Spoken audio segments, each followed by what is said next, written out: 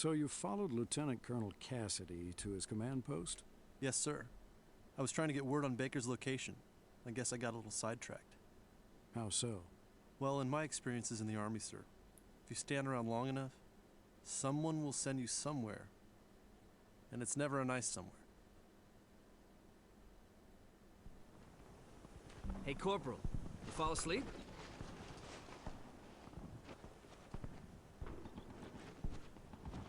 I scouted up ahead. We're in a bit of a pickle here. The good news is I managed to find a few of my boys from 82nd. Still trying to round them up to make the big push towards Saint Sauveur. This isn't even our sector. Yeah, you're supposed to be off finding some castle on the road to Cherbourg. Well, there's the bad news. They're banged up pretty bad. Without any medical supplies, it's not looking good. Corporal, Sergeant Bixby from 2nd Squad was killed this morning in the drop. Private, Fryer, sir. Fryer here was with him. I was told the Krauts have a makeshift Kraut aid station in the church in St. Martin. Bring all the bandages and plasma you can find. We need it now, Corporal. These men can't wait. Hartstock. Save my friends. Will do. Hello and welcome everyone. This is Cavalier Astoria, and today we are continuing on with Brothers in Arms, Earned in Blood. Go ahead and grab that pistol. And yeah, so we have a two-man team now, including a Private Fryer, which is not his actual name. His name eludes me right now, but his nickname is Fryer, which honestly shouldn't have replied to Lieutenant Colonel Cassidy as Fryer being his name, because yeah, it's a nickname that he got from a accident at basic training with a haircutter, with a hairstylist. Not the hairstylist, but the barber. Made it look like he was a friar. But yeah, we will be trying to take St. Martin. And again, I like this little part of Earned in Blood. Move! Fast! Let's move! This is second mission, and already we have another team. No mercy for these bastards! And technically speaking, in Earned in Blood, we didn't get a team until, I want to say, the third mission? This is the second mission, and we already got a proper team. Take those bastards out! And with that, we'll have them suppressed, and we'll go ahead and move around. Yeah, same rough process. Hit them with one team, and then go around the flank and flank them.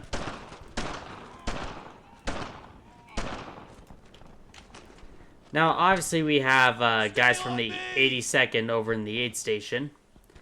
And, yeah, a lot of the Airborne were actually misdropped and were kind of dropped all over the place. So that meant that you had 101st guys and 82nd guys fighting together.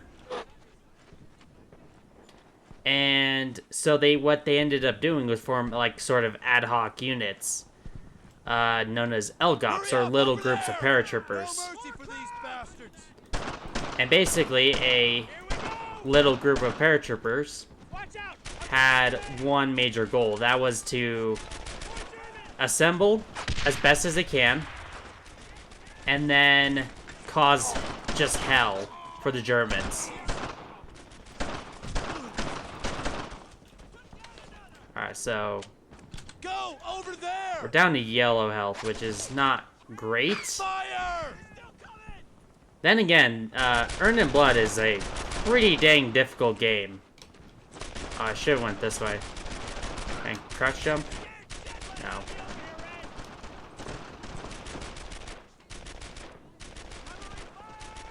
You're with me! Come on, guys. Let's head back. And then we'll go ahead and cut through these buildings. Get around properly. I need you. Drill 'em! Take down those crowds! Alright, come on, guys.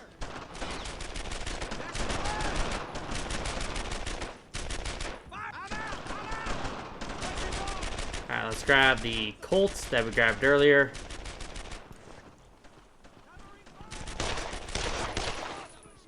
Force them out of cover.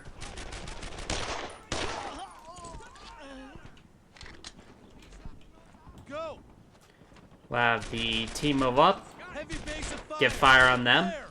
Now. and we'll go ahead and try to flank again. So yeah, Paddock is actually the third member of our future squad that we have met.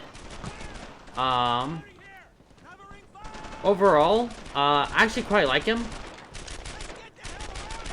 I do wish they kind of gave him a little bit more characterization before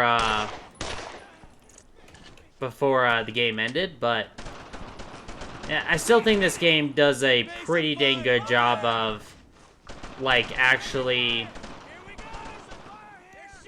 This game, and I'll point this out a couple times, this game does a much better job at providing a stronger characterization for your squad. And not just for your squad that you'll have throughout the game, but for, you know, the squad we had in the last game as well. Because Alan and Garnett, they get a bit of characterization in this game as well. So, alright, we managed to chase those guys over there. So we'll go ahead and move the assault team forward. On it. Shift fire. Shift fire. Alright. Alright, we managed to kill one of them at least. Let's get around the flank again. Oh. Guys managed to kill him. Awesome. We'll go ahead and grab the MP40. Might as well grab a useful submachine gun.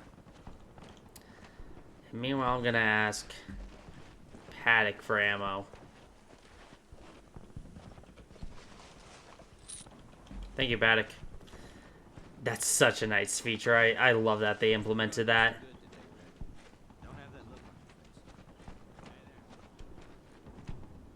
I love how they implemented that feature. It's just such a great feature to add. If you run out of ammo, you can just ask your squad mate.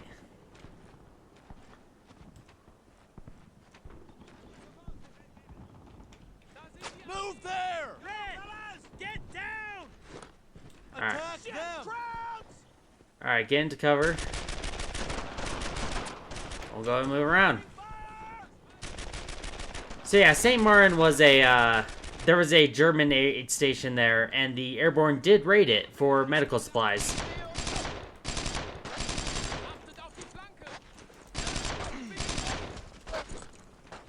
Okay, we're gonna get flanked. Move the assault team up. Fire. Over there.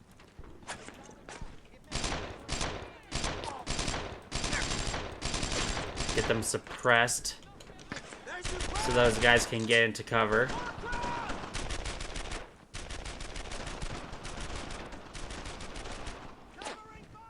And again, I overall think this game is, at least the early sections, are better designed than the other game, Earned in Blood.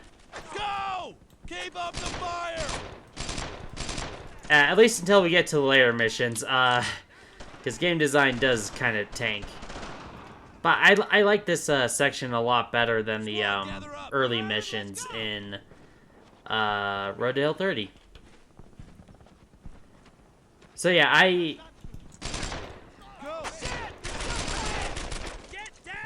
recommend playing this game once you play through Earned in Blood. I think, and as a whole, this entire series is well worth it. So and it's only like a couple dollars on Steam for the entire series. Like, I think you can get it for under $20. Get the hell over there. So Move now. if you want a pretty unique game series to play through, Brothers in Arms is not a bad choice at all. Let's actually go this way. Take cover there. I need you over there! Focus! Your fire's there! Yeah. Because going with that forward assault would probably not be the best option. Where's Paddock? Oh, did he get stuck? I'm taking some fire here! Paddock. Squad! Rally Come on. on me! I'm hit! Got it! Go! Oh, God damn it! Go! Move your asses! Go, fella! Ah! I Okay. need you over there! Paddock got hit because he was I need you all here now! glitched out, so it's just me and Fryer. Me and Fryer will go ahead and clear out the remainder of this church. We're out in the open here, Red! Let's Yes, go! I know. On it! Drill him! Roger that! Start that! Get down! Come on. Alright, we got them.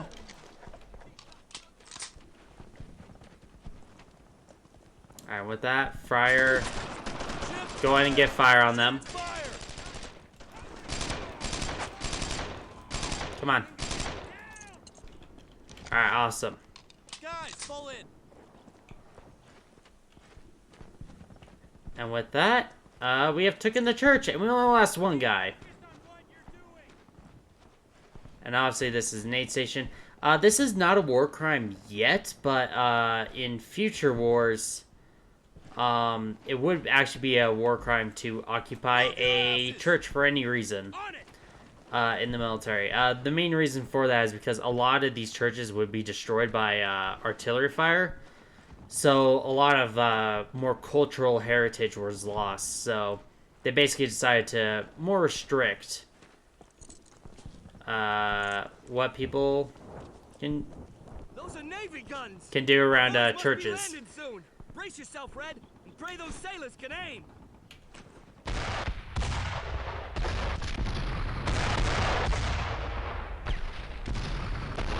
shelling is gonna push a hell of a lot of Krauts this way. I'll stick with you, Corporal. Yeah, the bombardment that the Navy I need you put over up there! was Got it, Red! pretty good. Although it usually just ended up landing amongst the airborne forces, and actually didn't really end up helping the landing forces. Oh, okay. Gotta pay attention to the compass. Let's go ahead and get the guys over here. Obviously, we should have like Paddock here, but of course, Paddock kind of glitched out. Alright, you guys fire on them. I'm gonna go ahead and get these guys. Target down! Drill him! I can't get a clear shot to there, Red! Alright, let's go around. Get down! Stay with me! Alright, come on, guys. Go! Shift! Fire! Shift! Fire! Fire it! He's dead! Stay on me!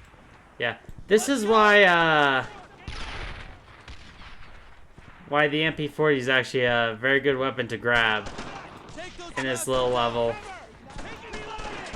Covering fire! Who's ready, Red? Yes, the press!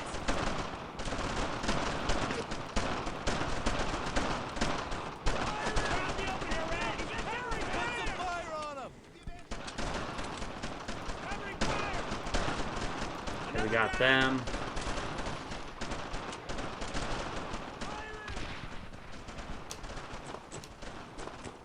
Come on, let me jump over. Okay, fine. I'll take the stairs like a scrub. And we'll go ahead and do the same flanking maneuver that we did in order to take the church.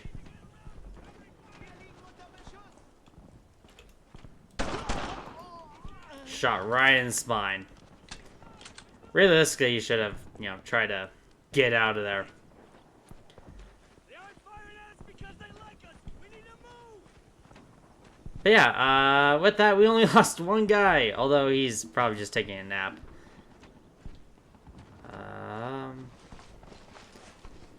And yeah, I like this because it's kind of introducing you to your future squad. We, of course, got good old Campbell here. Red, Cassidy sent 3 of us down here to And help secure the I area. want to say that's That Paige. shelling gave us quite a scare. Back there. Looks like he already secured. Yeah, that's Paige. Yeah, I see that. Well, the Colonel also sends word that Mac is on the road to Exit 4. We'll bring the supplies back, Red. You go on ahead. Yep, and that's where we meet up with Matthew Baker. So you didn't tell Sergeant Baker any of this when you linked up with him? Why not? I told him I had a rough morning. Why didn't you report all of this to him? He had this look on his face when I caught up with him. Like anything I said would topple it. It wasn't the Baker any of us remembered.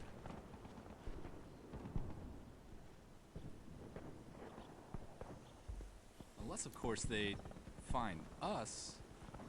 Is that Red? Yep, and with that, that's the start of the good old, I'm messing up there, of Exit 4 in Road to Hill 30. And with that, we'll actually be jumping into 3 patrol action, which is going to be actually a really interesting mission. And I'll show you why it's a really interesting mission in next episode. But if you notice, the D-Day section is actually a lot shorter because most of what Red does on D-Day is already covered in Hill 30, versus Red is going to be the one mostly taking on the rest of it. This is really where his story kind of starts. But yeah, next time we'll go in and jump into that. And if you enjoyed the video, I would appreciate if you liked and subscribed, and have a wonderful day. Goodbye.